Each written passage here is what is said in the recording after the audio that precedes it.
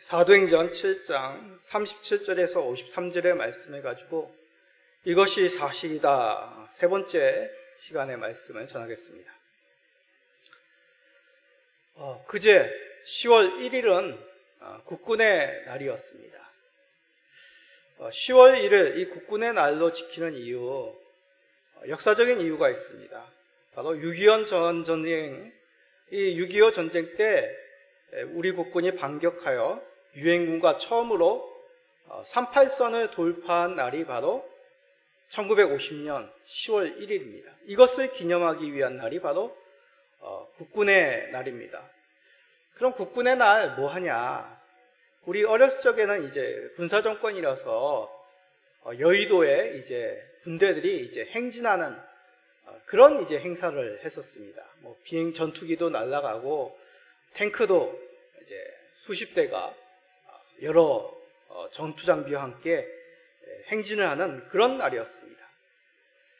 이 국군의 날에 하는 행사, 바로 한국군의 위용과 전투력을 국내외적으로 가시함으로 국군 장병들의 사기를 고취시키는, 높이는 그런 날입니다. 특히 우리나라는 일본, 중국, 러시아, 또 미국이라는 강대국들로 둘러싸여 있는 분단 국가입니다.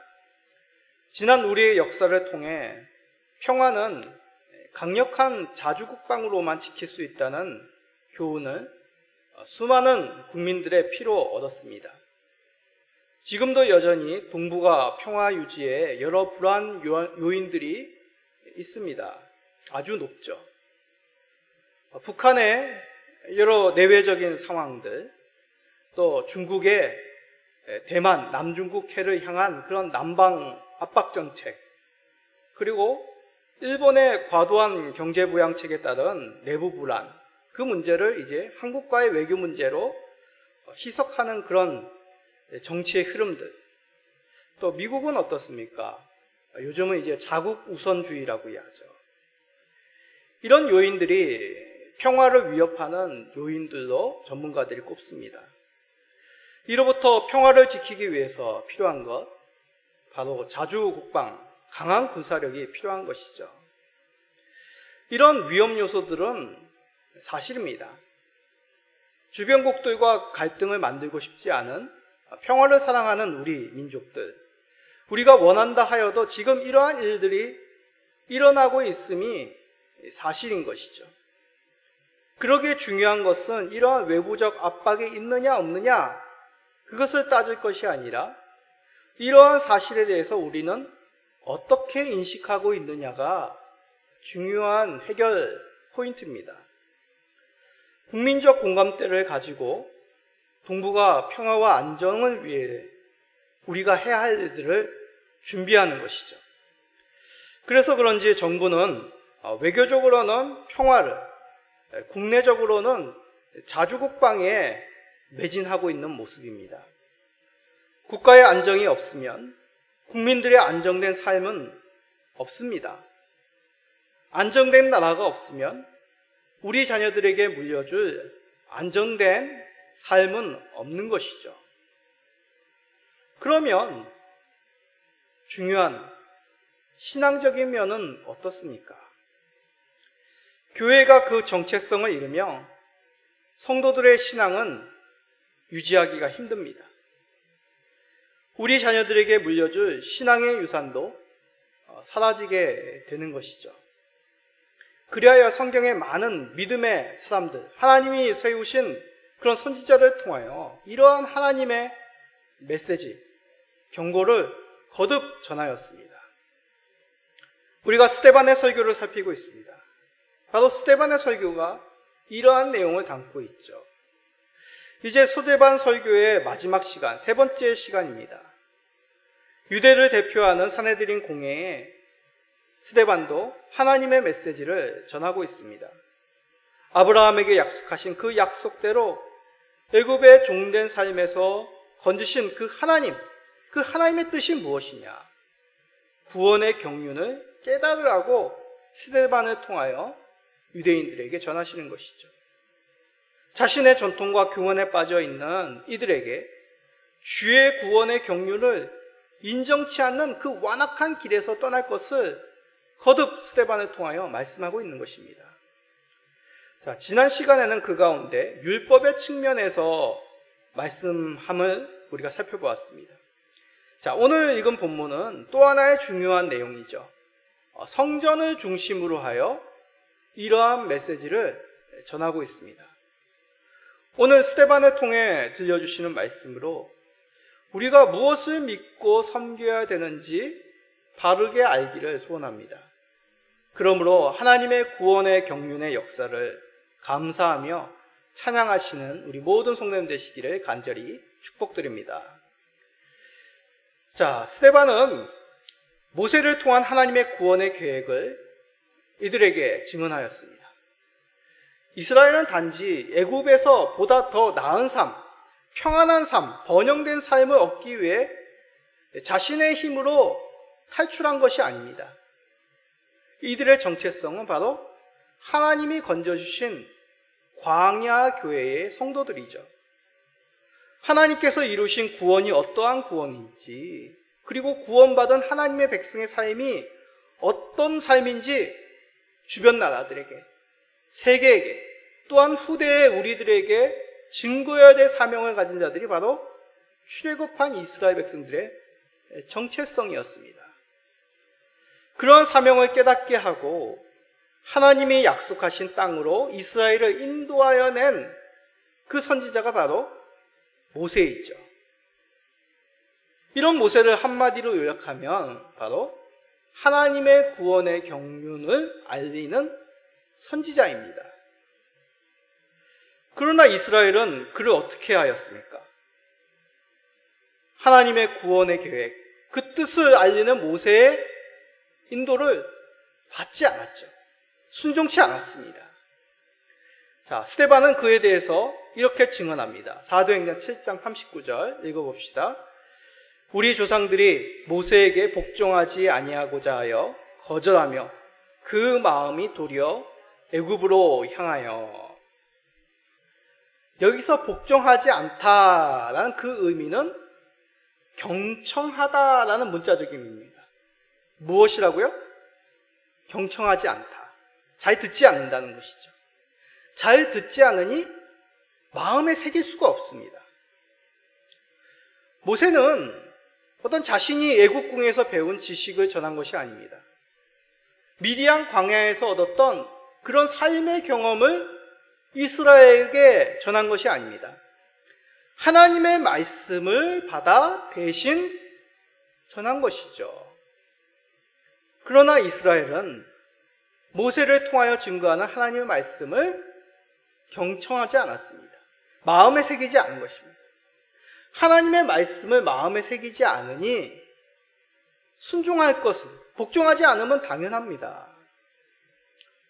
그럼 이들은, 광야의 이스라엘은 도대체 그 마음속에 무엇을 새긴 것일까요? 다름 아니라 그들 자신이었습니다. 자신의 생각, 자신이 바라는 욕망, 자신이 원하는 삶이 그들 속에 가득한 것이었죠. 이스라엘이 원하는 삶은 애굽에서와 같은 삶이었습니다. 그런 욕망, 그런 생각이 형상화하여 표현된 것이 바로 이스라엘 손에 만져진 우상이었습니다. 하나님과 우상의 가장 큰 차이가 바로 여기에 있는 것이죠. 광야에서 우상을 만들 때의 사건을 보면 시내산에 오른 모세가 내려오지 않아 불안한 마음에 우상을 만든 것처럼 보입니다. 모세가 내려오지 않으니까 불안해서 우상을 만든 것이죠. 그래서 이스라엘은 아론에게 이렇게 말합니다. 사도행전 7장 40절입니다. 아론더러 이르되 우리를 인도할 신들을 우리를 위하여 만들라. 애굽 땅에서 우리를 인도하던 이 모세는 어떻게 되었는지 알지 못하노라 하고. 모세가 시내산에서 하나님의 말씀을 받은 기간이 자그만치 40일입니다. 40일 동안 낮, 밤, 긴 시간 동안 이스라엘은 모세를 볼 수 없었던 것이죠. 그러니 어떻습니까? 이스라엘이 불안한 것 한편으로는 어떻게 보면 이해가 갑니다. 그러나 이스라엘이 지금 누구이고 왜 광야에 있냐를 생각하면 얘기가 달라집니다. 이스라엘은 애굽에서 종되었던 삶에서 하나님의 놀라운 이적으로 건진받은, 구원받은 하나님의 백성들입니다. 하나님 나라의 언약 백성으로서 이제 그 삶이 무엇인지 모세를 통하여 들려주시는 그 언약의 말씀을 기다리는, 시내산 아래서 기다리는 이스라엘입니다. 이런 분명한 하나님 백성, 그 정체성을 가지고 있다는 것은 바로 하나님의 뜻과 계획, 앞으로 자신들을 어떻게 인도하고 어떠한 삶을 이끄시는지 그것을 기다리고 청종해야 될 이스라엘 백성들이었죠. 그러나 이스라엘은 그들의 마음, 자신들의 생각, 자신들의 계획, 자신들의 욕망으로 채웠습니다. 우리 성도님들, 내 계획, 우리가 가지고 있는 생각, 내 마음속에 안정을 주십니까? 안정을 못 얻습니다. 우리의 생각과 계획은 늘 장담할 수 없고 불안할 뿐입니다. 불안함 속에서 앞으로 어떻게 살아가야 될지 막막하고 답답하고 안절부절 못하는 것이죠. 그런데 한편으로는 그런 불안한 미래에 대해서, 앞으로의 삶에 대해서 무엇인가 의지할 것이 필요합니다. 그래서 만든 것이 무엇입니까? 성경을 빌자면 다른 인도자입니다. 애굽 땅에서 우리를 인도할 다른 인도자를 이들은 원한 것이죠. 이것이 바로 이스라엘 손, 자기 손으로 만든 우상의 정체성입니다. 그래서 아론이 우상을 만든 후 이스라엘은 무엇이라 선포합니까? 출애굽기 32장 4절입니다. 아론이, 다시 한번 읽겠습니다.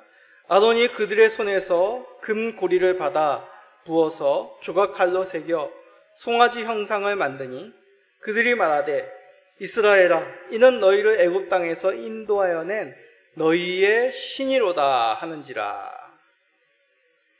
이스라엘은 하나님을 우상의 형상으로 바꾸었습니다.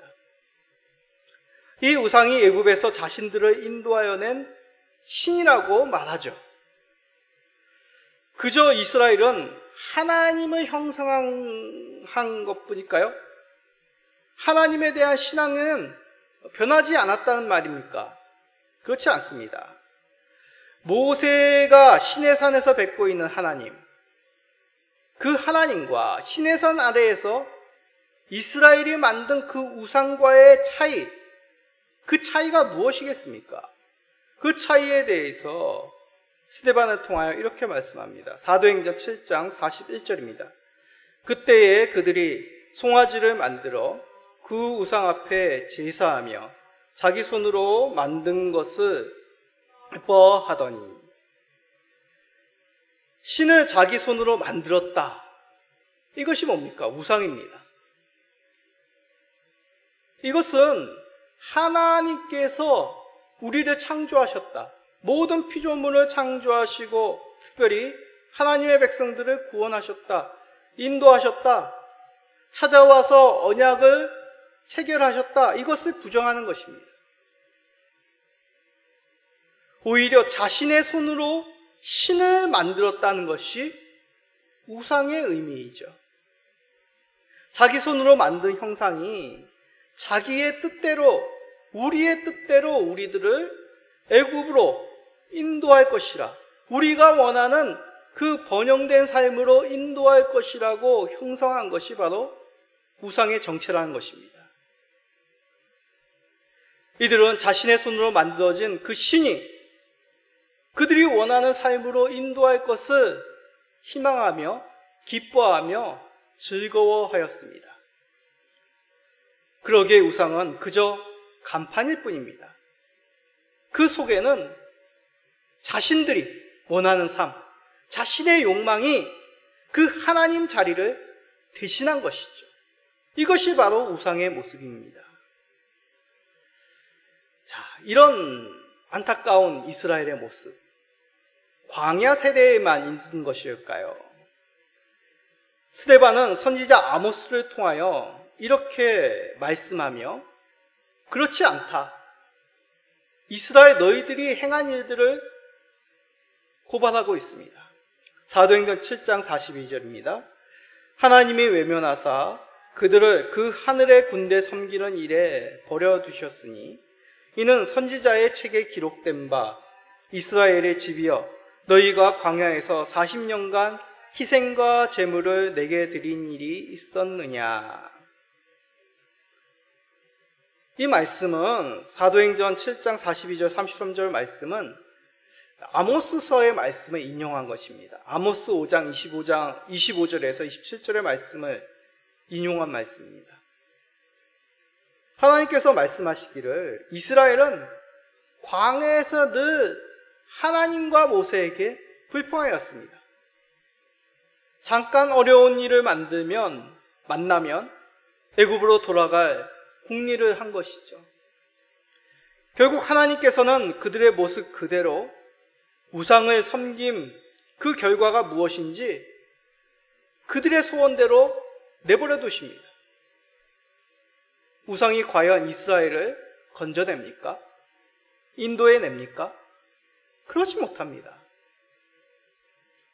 우상이 이스라엘을 건지지 못하였고 오히려 자신들이 섬기던 그런 우상의 땅으로 포로로 나그네의 삶을 떠나게 될 수밖에 없었죠. 강제로 끌려갈 수밖에 없었습니다. 이를 교훈 삼아 스데반이 증언하고 있는 것입니다. 그런 이 유대인들, 그 시대의 유대인들은 그들의 조상의 교훈을 삼아 조상들이 행하였던 그 잘못된 길에서 벗어났습니까?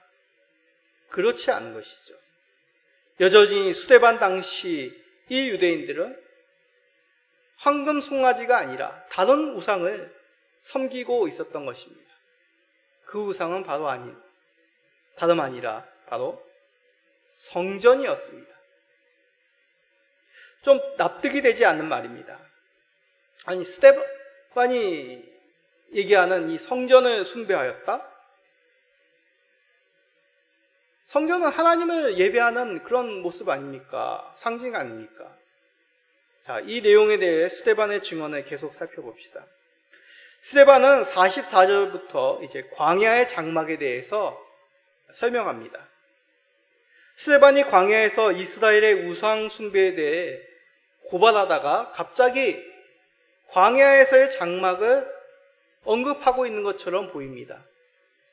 그러나 그 연결고리는 역시 우상입니다. 하나님께서 성전을 주신 이유는 무엇입니까? 하늘의 증거를 이스라엘 가운데 나타내시기 위함입니다. 이스라엘은 우상을 섬겨 그들 속에 우상의 장막을 두었습니다. 그러나 하나님은 그런 이스라엘에게 다른 가르침을 주시기 위하여, 다른 신앙을 심기기 위하여 그들 속에 하늘 시민으로 세우시기 위한 증거의 장막을 모세를 통하여 허락하신 것이죠. 자, 사도행전 7장 44절에 이에 대해서 말씀합니다. 광야에서 우리 조상들에게 증거의 장막이 있었으니 이것은 모세에게 말씀하신 이가 명하사 그가 본 그 양식대로 만들게 하신 것이라. 증거의 장막, 이 증거의 장막이란 의미는 하나님의 언약의 증거, 그 두 돌판이 이 장막 가운데 있다는 의미입니다. 다시 말해 하나님이 모세에게 보여주신 이 장막을 통하여 이스라엘은 하나님의 증거를 받은 것이죠. 그러기에 광야에서의 장막은 철저하게 하나님의 명령대로 세워진 하늘 성전의 모형입니다. 사람의 소원이 담긴 우상의 장막과 철저하게 그 근원이 다른 것이죠. 우상의 장막은 사람들의 욕망, 내 마음의 생각이 그 중심이었습니다. 그러나 하나님이 허락하신 그 하늘 성전의 증거의 장막은 하나님의 증거, 하나님의 언약이 그 중심이었죠. 그러기에 하나님이 허락하신 증거의 장막은 하나님이 계심을 상징하는 증거였습니다. 이스라엘은 그 장막을 볼 때마다 하나님이 우리와 함께 계시구나, 우리의 힘으로 출애굽한 것이 아니라 하나님의 은혜와 능력으로 우리가 구원을 받았구나 라는 것을 그 증거의 장막을 통하여 깨닫게 되는 것입니다.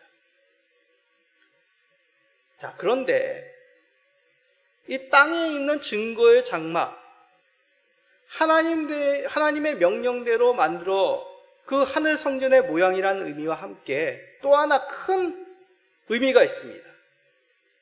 바로 이동한다는 사실입니다. 사도행전 7장 45절입니다. 우리 조상들이 그것을 받아 하나님이 그들 앞에서 쫓아내신 이방인의 땅을 점령할 때에 여호수아와 함께 가지고 들어가서 다윗 때까지 이르니라. 광야에서 모세가 시내산에서 받은 대로 만든 장막입니다.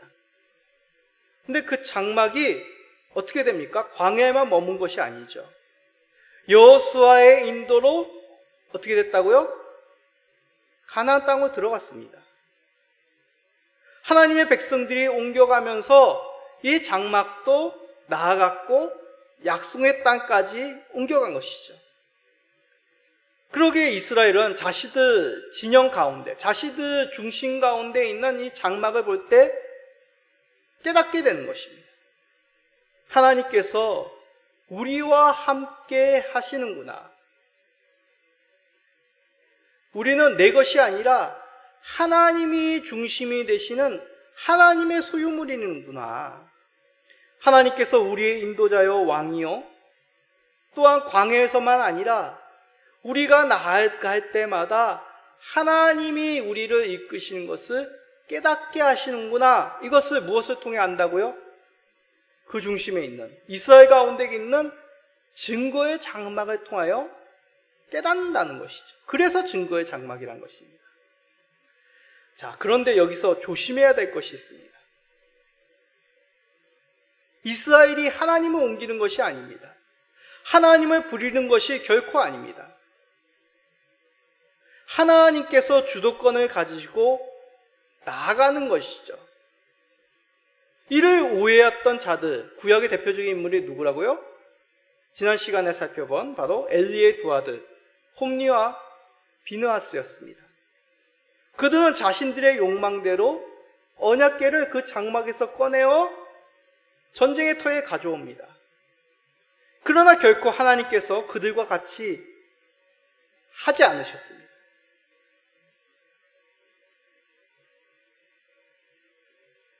오히려 이스라엘에게서 하나님은 떠나셔 스스로 블레셋 진영에 나아가시죠. 그리고 블레셋의 거짓된 신을 무찌르시고 우상을 하나님의 발등상 되게 하셨습니다. 이렇듯 장막이란 사람의 뜻으로 옮기는 것이 아닙니다. 하나님의 뜻대로 나아가는 것이 하나님 증거의 장막의 특징이죠. 하나님께서는 사람이 세운 집에 거하시는 분이 아닙니다. 만물의 주인이시며 하늘이 그의 보좌가 되시고 땅이 그의 발등상이 되십니다. 이를 다윗과 솔로몬에게 분명하게 말씀하십니다. 그리하여 솔로몬은 성전을 지은 후 법궤를 성전에 모신 후 하나님께 이렇게 기도합니다. 역대하 6장 18절입니다. 하나님이 참으로 사람과 함께 땅에 계시리이까. 보소서, 하늘과 하늘들의 하늘이라도 주를 용납하지 못하겠거든. 하물며 내가 건축한 이 성전이오리이까. 하나님은 결코 사람의 뜻대로 어떤 한 곳에 머무르게 할 수 있는 그런 분이 아닙니다. 우상은 그렇게 할 수 있죠.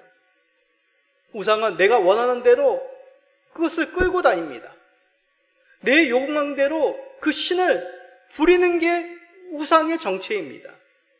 그러나 하나님은 결코 우리의 손으로 그분을 어느 한 곳에, 어느 한 지점에, 어떤 한 방향으로 몰아붙일 수 있는 그런 하나님이 아니죠. 오히려 하나님께서는 솔로몬과 다윗에게 이렇게 약속하십니다. 역대하 6장 9절입니다. 그러나 너는 그 성전을 건축하지 못할 것이요 내 허리에서 나올 내 아들 그가 내 이름을 위하여 성전을 건축하리라 하시더니, 다윗이 하나님의 성전을 건축하는 것이 아닙니다. 다윗의 허리에서 나올 아들이 하나님의 이름을 위하여 성전을 건축한다고 말씀하십니다.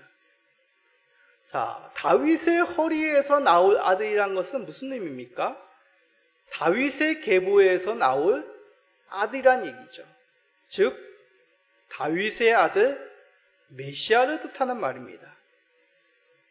메시아께서, 그리스도께서 다윗의 계보 가운데 오셔서 하나님의 이름을 두신 그 거룩한 성전을 건축할 것이라 말씀하신 것이죠.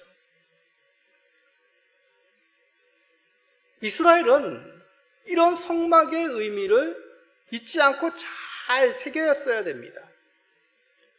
성막은 섬길 대상이 아니라 하나님께서 그의 백성과 함께 하심의 상징이란 것을 잊지 말아야 되는 것이죠.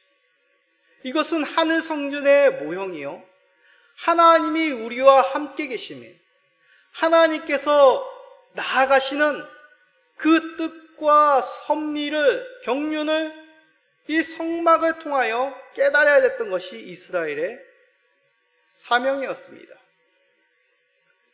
오로지 다윗의 아들 그리스도만이 하나님의 이름을 둘, 영원히 둘 참된 성전, 그 성막을 지을 수 있는 분임을 그들은 잊지 않고 잘 기억해야 됐습니다. 그러나 사내들인 공예는 어떻습니까? 유대인들은 오히려 예수님을 거짓으로 모함합니다. 성전을 훼손했다, 모독하였다는 죄로 고소합니다. 스데반도 그러한 예수님의 가르침을 전하였다는 죄목으로 고소를 당하여 이 자리에 서 있는 것입니다. 아닙니다. 그 반대입니다. 하나님께서 모세를 통하여 보여주신 그 성전의 의미를 훼손하는 자들은 바로 이스라엘, 유대인들이었던 것이죠. 하나님을 사람이 지은 장막에만 계신 분으로 하나님을 모독하고 있는 것들은 바로 사내들인 공회원들이었습니다. 그리하여 스데반은 이스라엘을 고소합니다. 사도행전 7장 51절입니다. 목이 곧고 마음과 귀에 할례를 받지 못한 사람들아, 너희도 너희 조상과 같이 항상 성령을 거스르는도다. 하나님께서 율법을 주신 이유, 성전을 주신 이유, 이스라엘은 까맣게 잊어버린 것이죠. 아니, 그 자체를 마음에 두기 싫어했습니다. 애굽의 종되었던 과거의 삶에서 벗어나 새로운 언약 백성으로 새로운 삶을 살기를 싫어했습니다. 마음에 두지 않는 것이죠. 광야에서나 가나안 땅에서나 여전히 하나님이 보내신 종들의 대언의 말씀에 그들은 귀를 기울이지 않았습니다. 오히려 폭력적으로 주의 선지자들을 박해하며 그들의 피를 흘린 것이죠. 스데반 당대도 마찬가지입니다. 여전히 유대인들은 그 조상들의 완악함을 따라가고 있었던 것입니다. 이들의 가장 큰 결정적인 범죄가 무엇입니까? 하나님이 보내신 참된 의인이신 예수 그리스도를 십자가에 못 박은 것이죠.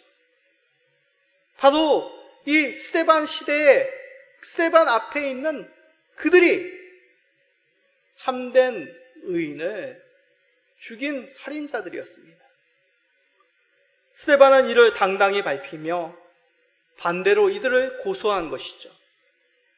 스데반이 공회 앞에서 신문을 받음이 아니라 신문하는 공회를 오히려 고소하고 있는 스데반입니다. 근데 그 내용이 참 우리를 놀랍게 만듭니다. 이제 이 장황한 긴 설교의 말미에 노골적으로 돌직구로 이들을 고소하고 있는 스데반입니다. 자, 스데반 앞서 산헤드린 공회 앞에 섰던 사람들이 누구였습니까? 베드로와 요한이었습니다.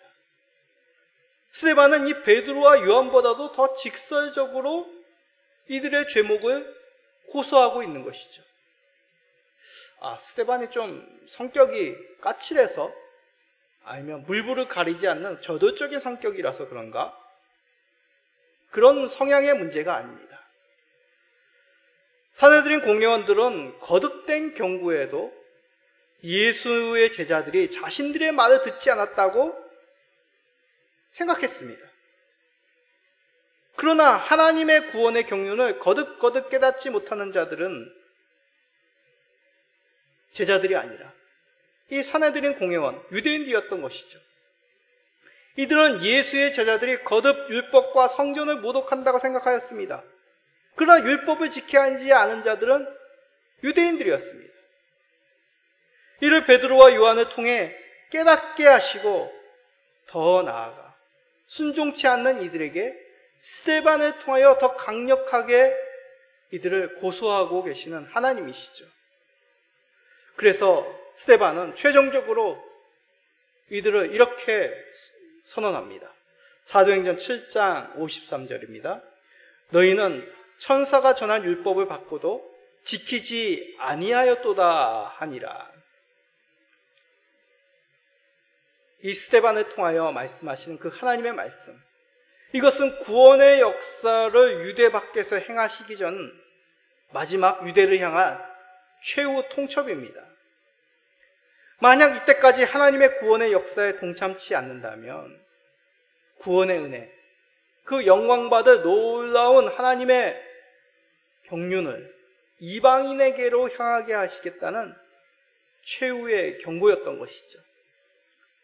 하나님의 놀라운 구원의 역사에 동참할 것인지, 아니면 하나님의 성전에만 가두는 하나님을 모독하는 그 죄를 범할 것인지, 그 어리석음에 갇힐 것인지 선택해야 될 공회원들, 유대였던 것입니다. 이를 바울을 통해 다시 후에 증언하십니다. 사도행전 13장 46절입니다. 바울과 바나바가 담대히 말하여 이르되 하나님의 말씀을 마땅히 먼저 너희에게 전할 것이로되 너희가 그것을 버리고 영생을 얻기에 합당하지 않은 자로 자처하기로 우리가 이방인에게로 향하노라. 하나님의 경륜을 외면하는 자들을 그들의 고집대로 하나님은 내버려 두십니다. 그 하나님의 놀라운 구원의 경륜을 영생을 얻기에 합당한 자인 주를 믿는,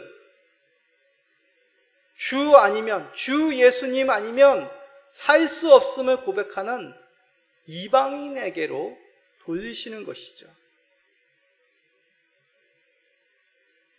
우리는 이런 안타까운 이스라엘의 완악함 속에, 그 속에서 스데반을 통하여 증언하심을 통해 우리는 그들의 완악함이 아니라 우리들이 혹시나 가지는 그런 이 유대인들과 같은 모습이 없는지 살펴야 되는 것입니다.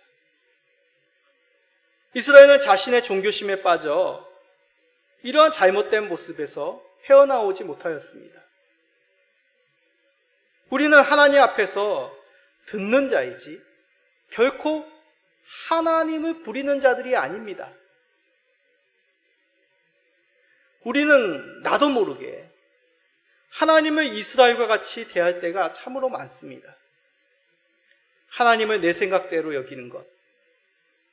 하나님은 그렇게 여기실 것이야. 그런 모습이죠. 대표적인 것이 어떻습니까?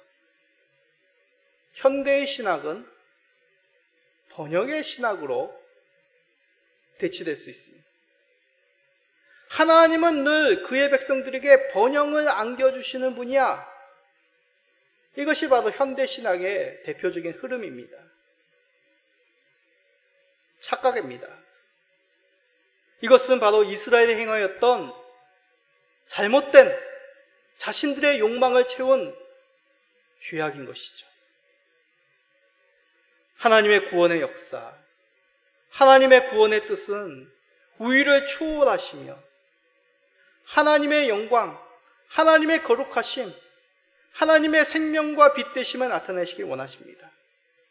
이것은 하나님께서 우리에게 허락하신 고유의 기질, 성품, 개개인의 독특성, 각 지역, 문화, 개교회들이 가지고 있는 그런 특별함을 무시하라는 의미가 아닙니다.